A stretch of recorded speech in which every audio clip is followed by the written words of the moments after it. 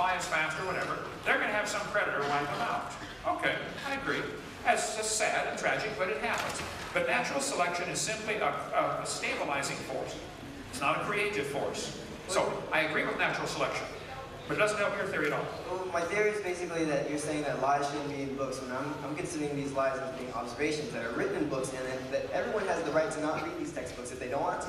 Well, wait, no, slow down. No, one time. You're saying there are lies in the books, and everyone has a right to not read those books if they don't want to. Does everyone have the right to not pay for those books if they don't want to? Yeah, I think so. You think so? I think so. Good. Yeah, you're on my side then. Thank you, sir. That's all I want. Don't teach lies in the books. But we're not teaching lies in books. We're teaching observations in books. They're not Observations lead to creativity. Creativity leads to new science, and new sciences leads to truth. And the fact is, even if you say that all these lies are in the books, right? These lies that we can't teach our kids, what are we supposed to substitute it for? Creational? No. But you're not saying it. You're right. What you're exactly going to say One right thing now at a time. Slow down. Look, you the burden of proof is not on creationism. It's on us. But if we took the lies out of the textbooks, there would still be a lot of good biology in There would be a whole shitload of good biology. I'm sorry. I'm not against biology. I'm against teaching lies. It's not true that the embryo has gill slits. That was proven wrong 128 years ago. So what are you going to replace with those lies? What you're saying replace it with the rest of the things? No. I don't have to find a replacement for it. It's a lie, take it out. It shortens the book by 3 pages. Okay. Here's the textbook used at this university. I have that. Am I right? I really like it. On page 1018. Well, that's actually a different example. That's not the embryology one. Nope. Excuse me. The embryology? Okay, yeah. I looked that up if you want. Yeah, see if they find the embryology one. I just saw that without my glasses on. Because they have that section of the embryo circle. Yeah. Just check the index, see if they have embryology. So, it is your argument, we can't take a lie out of the book until I find a replacement? If you're going to attack textbooks, you should be attacking media. You should be attacking legal law. And Wait. I'm not paying for the media. I'm not paying for the media. I'm paying for that. This crazy idea. Your kids watch the media, they listen to lies, and they go out and spend their money because of the media. Okay, I'm not paying for the media. Okay, directly you're not paying for the media. If the media ever becomes... Did you buy PowerPoint? Did you purchase PowerPoint? Well, listen now. If the media ever becomes tax-funded, then we'll have the same argument. You mean if you're not paying out of your own pocket for your own purpose? You mean you're paying it? I don't take the newspaper. I don't want to pay for the propaganda, so I don't take it. Okay? Somebody else wants to do this, fine. This entire presentation that you provided was based on economics. You're missing the whole point. If we took the 20 lies out of the textbooks, that doesn't hurt anybody. It actually improves the teaching of biology. Are you sure?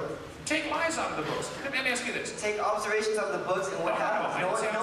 Everyone knows everything about skeleton muscles and your digestive system. I can read that over and over and over again, but that's not gonna make me want to be more intuitive and be more creative. And if I read something about vestigial organs and I'll be actually curious about it, because there isn't enough facts on vestigial organs. Because there are not enough facts doesn't mean it is a lie.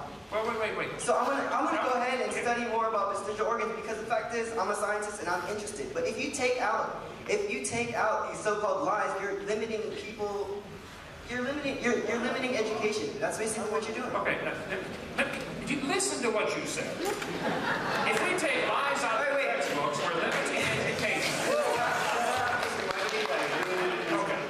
Now you need help, okay? And I'm here to help you. And the help that I'm going to get is going to be going to that door and go to the restroom. That's what's going to happen. Now, you can walk from the scene. Don't knock my projector off of it. Taking lies out of the textbooks is common sense. If you had a book, if you were teaching math and found a book that said 2 + 2 is 5, would you want that to be corrected?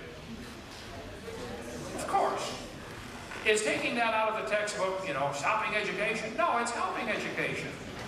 I want you to teach evolution if you use facts to back it up. I just don't want you to use lies to back it up, that's all. Go ahead. I would like to refer to fossils. I'm a history, Timothy Underwood, I am a history major, and I am not a scientist. My knowledge of the question of evolution extends very little beyond general popularizations that you will find within the field. I would like to ask, you argue that all of the evidence for evolution that is put forth are lies. No. I did not say all of the evidence for evolution is lies, okay?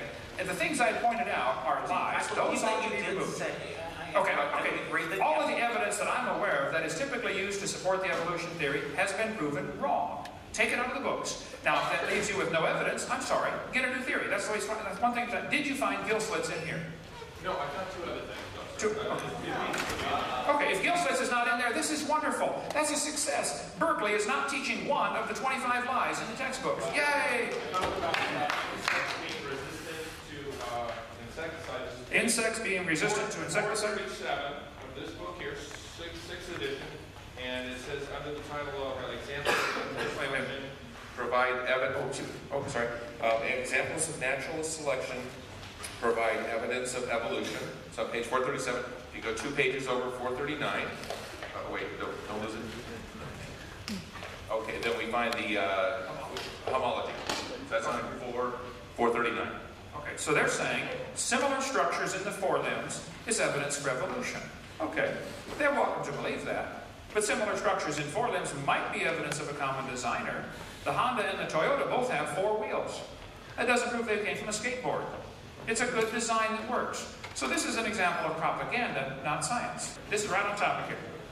If you're going to say majority opinion is how we're supposed to decide right from wrong. No, I'm going to say that the opinion of the geneticists is how we should decide whether they come from different chromosomes or not. Okay. The As opinion I recall, in of those which texts, geneticist? which I have read, written by geneticists, say Richard Dawkins, or Okay, Richard Dawkins. Yeah, he wouldn't debate me either. If a geneticist is a creationist, if I can find a geneticist that has a PhD in genetics who doesn't believe in evolution, and they say, hey, Hovind's right. This is not evidence for evolution. It might be evidence for a designer. Would a creationist's opinion matter? Even if he had 10 PhDs, or is he automatically disqualified just because he's a creationist? You tell me. if he had 10 legitimate PhDs, his opinion would be valid. And it would be on the part of the question of going intellectual debate of consensus opinion within the scientific community, i.e. the vast majority of the scientists. I want to try to get you to see a bigger picture here. Okay. I want to try to get you to see a bigger picture.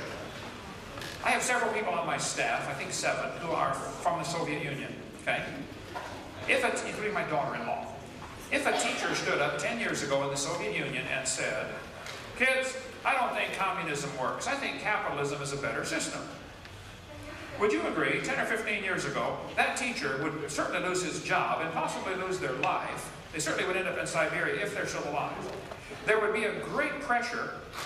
The teachers could honestly stand up in the Soviet Union 15 years ago and say, all teachers believe in communism. Yeah, because what happens if you don't? Okay. We've got the same exact pressure here in America, and I can show you 50 examples if you'd like, including Professor Dean Kenyon over at San Francisco State, where I was a couple hours ago, who nearly lost his job simply because he changed from being an evolutionist to being a creationist. They said, well, then you can't teach here. They took him from tenured professor to a lab assistant. I'll give you 50 examples in a minute if you'd like that. Now, I'm telling you, here at Berkeley University, the land of free speech, if a professor gets up and says, in a biology class, and says, kids, I have really doubts about this evolution theory. I think what we're teaching are lies. I don't think this stuff is true.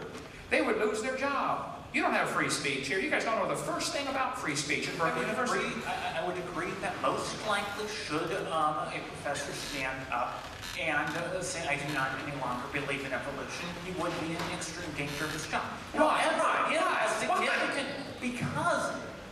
you have to believe in evolution to teach at Berkeley. And therefore, all teachers believe in evolution. This is what you're missing. No, because more than 99% of the professors at all universities think that